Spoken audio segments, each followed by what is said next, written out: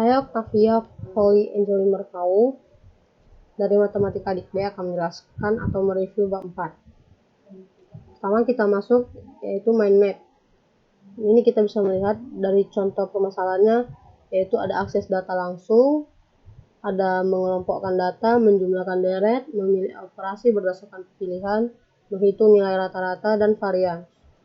Lalu ada masalah stok pada sebuah toko, pembayaran cicilan, penyemprotan tanaman, analisis pemain hoki, perubahan populasi ikan laut. Jadi 10 contoh ini biasanya mahasiswa pelajari untuk mempelajari algoritma. Langsung saja kita masuk ke akses daya langsung.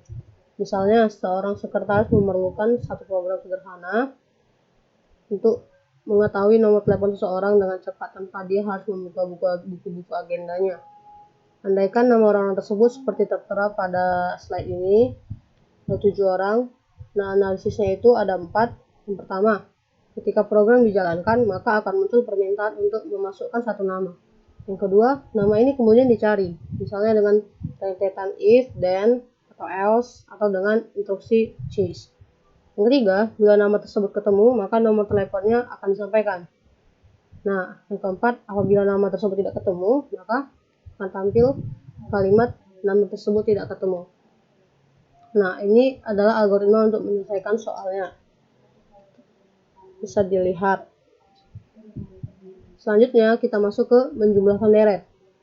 Contohnya, buatlah sebuah algoritma untuk menghitung jumlah deret dengan n buah suku sebagai berikut. Kita bisa lihat soalnya, dan analisisnya ada 3. Yang pertama adalah, ketika dijalankan, maka akan ada permintaan untuk memasukkan jumlah suku n. Bila diperhatikan, maka tanda berselang, seling positif dan negatif pada posisi ganjil, maka tandanya positif, dan pada posisi genap, maka tandanya negatif. Analisis yang ketiga, nilai yang dijumlahkan adalah kelipatan dari setengah yang dikalikan sesuai dengan posisinya. Mula-mula setengah, kemudian 1/2 kali 2, 1/2 kali 3, dan seterusnya. Nah, algoritma untuk menyelesaikan soal tersebut adalah seperti pada slide tersebut. Ada 2. Yang pertama, algoritma jumlah deret. Yang kedua, yaitu algoritma jumlah deret V2. Bisa kita lihat dengan jelas. Yang ketiga, kita masuk mengelompokkan data.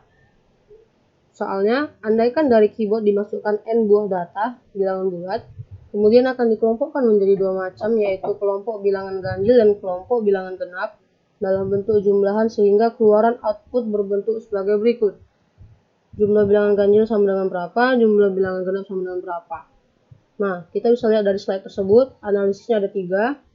Yang pertama adalah berapa banyak data harus diketahui terlebih dahulu untuk menuju n. Yang kedua, lakukan perulangan sebanyak n kali untuk yang pertama untuk meminta data, yang kedua untuk memeriksa data apakah masuk ganjil atau genap, yang ketiga menjumlahkan data sesuai kelompoknya.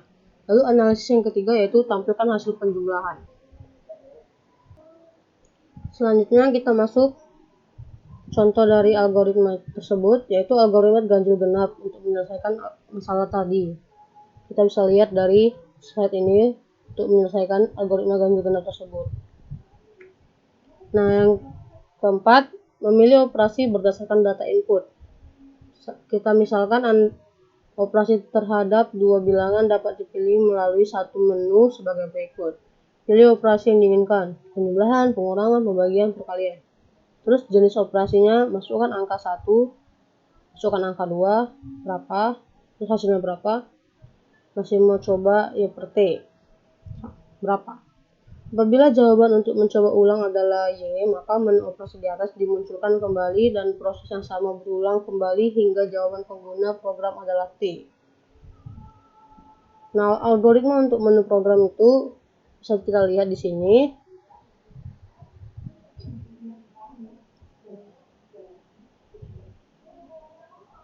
Lalu kita masuk menghitung nilai rata-rata dan varian.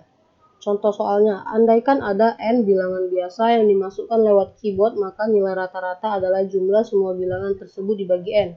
Dengan kata lain, rata-rata sama dengan x1 tambah x2 tambah titik-titik tambah xn per N besar sama dengan sigma X per N.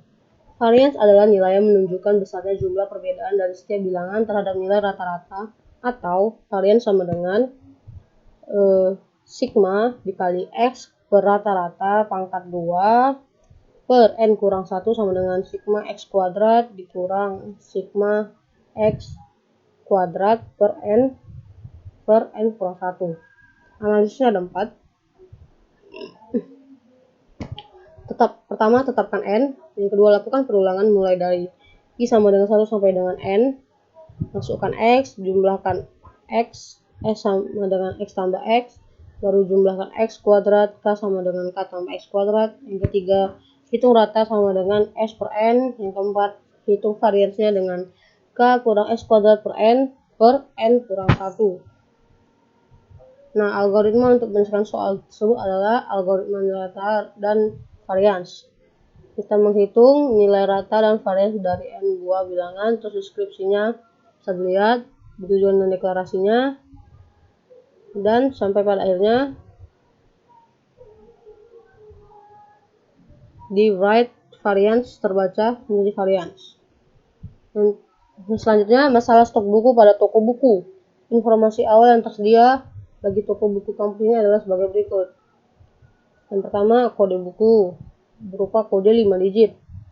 Yang kedua, jumlah yang ada pada stok toko buku. Yang ketiga, klasifikasi buku. Angka 1 menyatakan buku wajib, angka 2 menyatakan bacaan tambahan. Yang keempat, perkiraan jumlah mahasiswa yang memprogram mata kuliah tertentu. Status buku. Yang kelima, status buku. Bila 1 berarti buku baru, bila 0 berarti buku lama. Yang keenam, harga beli dari penerbit.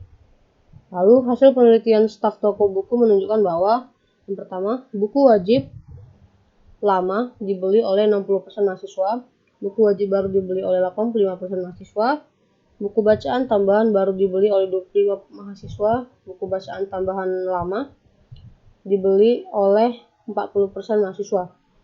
Yang kelima, jumlah buku yang harus dipesan sama dengan jumlah kebutuhan dikurang jumlah stok. Apabila selisihnya negatif, berarti ada kelebihan jumlah stok, maka harus dikembalikan ke penerbit.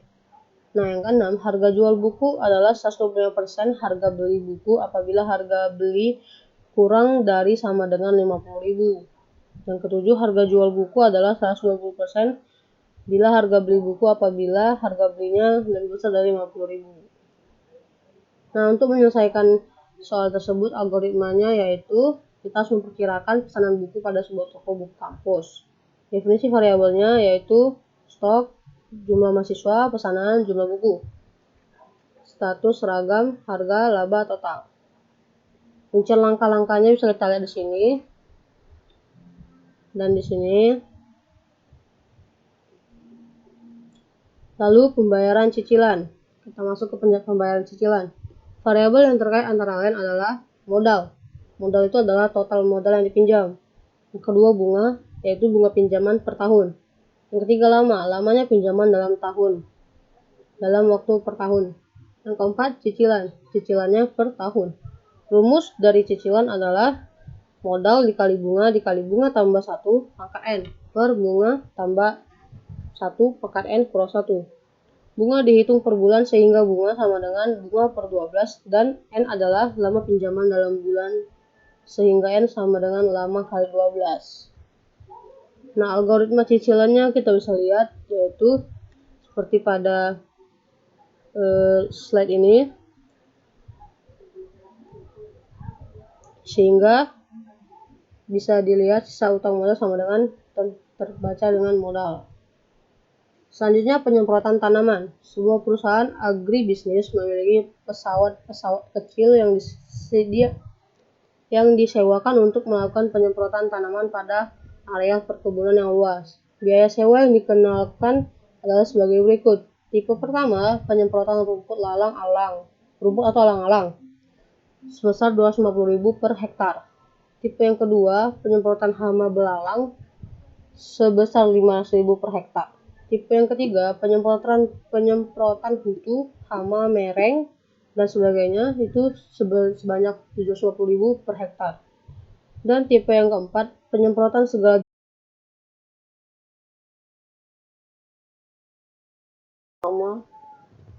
Dan tipe yang keempat, penyemprotan segala jenis hama dan segala macam rumput, harga Rp150.000 per hektar. Apabila luas areal yang akan disemprot lebih dari 100 hektar, maka petani memperoleh diskon sebesar 10%. Di samping itu, apabila total pembayar ini akan menerima potongan 10%, data yang diterima perusahaan adalah nama petani, luas lahan, dan tipe penyemprotan. Algoritmanya sebagai berikut.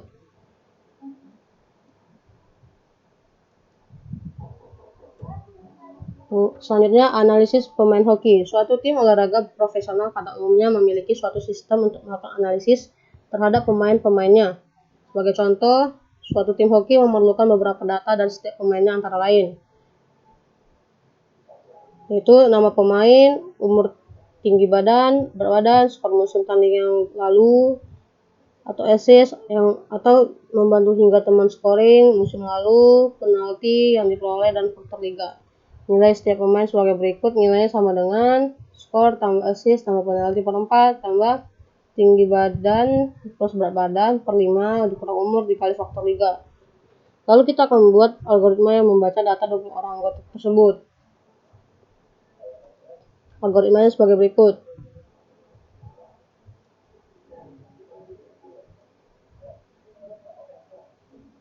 Selanjutnya, perubahan populasi ikan laut. Maka akan disusun sebuah algoritma yang menerima data dari database berupa nama atau jenis ikan, volume tangkapan tahun lalu, dan volume tangkapan tahun ini. Kemudian hitung perubahan volume tangkapan melalui formula yang ada tertera pada ini slide. Bila perubahan positif dan lebih dari 50%, beri tanda positif 2, yang berarti perdagangan jenis ikan ini perlu diawasi. Tapi bila negatif lebih dari 30%, maka beri tanda seru sebanyak 2, yang berarti perlu ada penambahan bibit ikan untuk meningkatkan populasi ikan tersebut. Algoritma bisa kita lihat seperti pada gambar. Sekian dari hasil mereview bab 4 saya. Terima kasih.